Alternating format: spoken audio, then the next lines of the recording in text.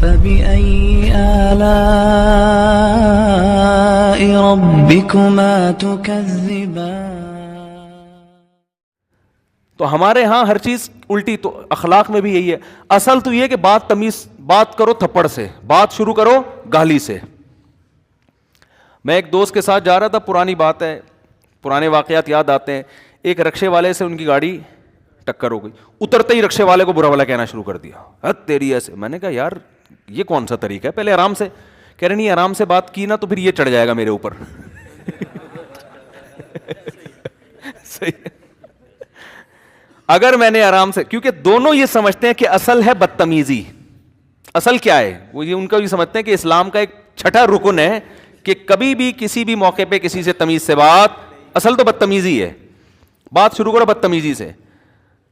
تو بھائی اصل تمیز ہے. ٹکر بھی ہو گئی، آپ کی غلطی بھی ہوگی نا، تو سوری کا ہی موقع دے دو اگلے کو. میرے ساتھ بھی ایسا ہوا، میں گاڑی میں کہیں گیا ہوں ڈیفینس کی طرف، مجھے کہیں کام تھا، تو ایک بڑی عمر کی خاتون تھی. میری گاڑی، وہ میں پارکنگ کے دوران وہ بیچاری کی گاڑی سے لگ گئی. وہ گاڑی سے اتری نا،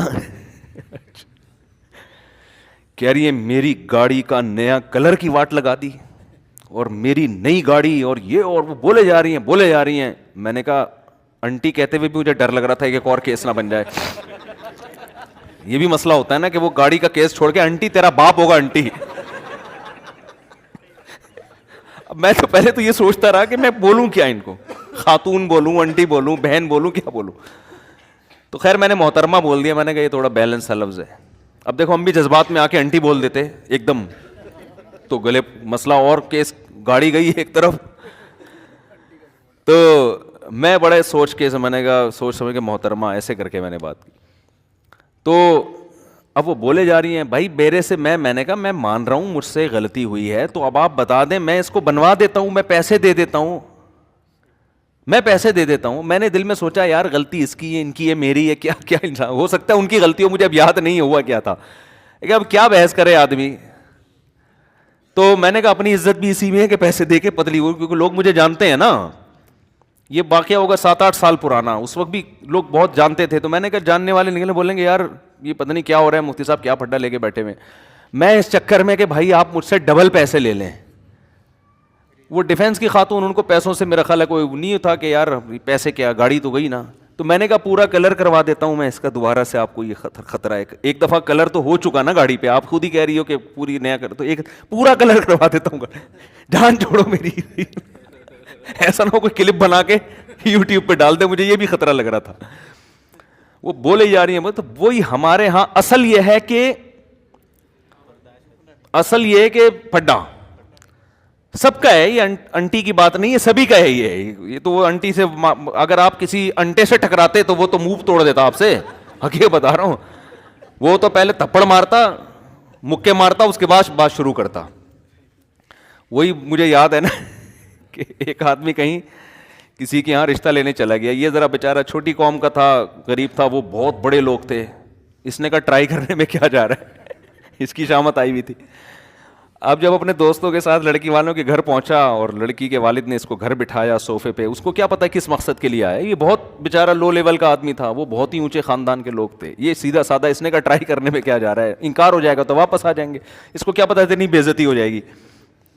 تو جب یہ صوفے پہ بیٹھا، اس کے دوست احباب بھی بیٹھے، تو بھائی سیٹھ صاحب نے پوچھا کیسے آنا. وہ کہہ رہے آپ کی بیٹی کا رشتہ چاہتا تھا.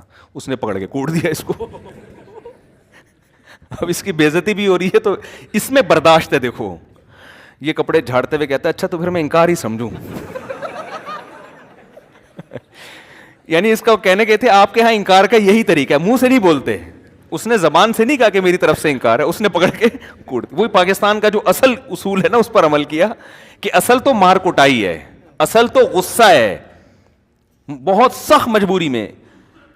ہاں وہ اس سے بھی بڑا سیٹ ہوتا نا، پھر سیٹ زبان سے انکار کرتا، کیونکہ پتا ہے اگر میں نے کوٹ دیا تو یہ مجھے اس سے زیادہ کوٹے گا.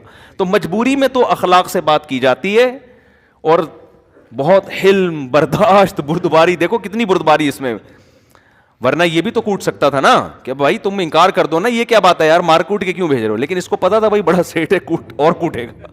تو کتنی برداشت سے اس نے کہا اچھا تو پھر میں انکار سمجھوں آپ کی طرف سے, یعنی آپ اس پہ ایگری, چلو ہی نکل یہاں سے.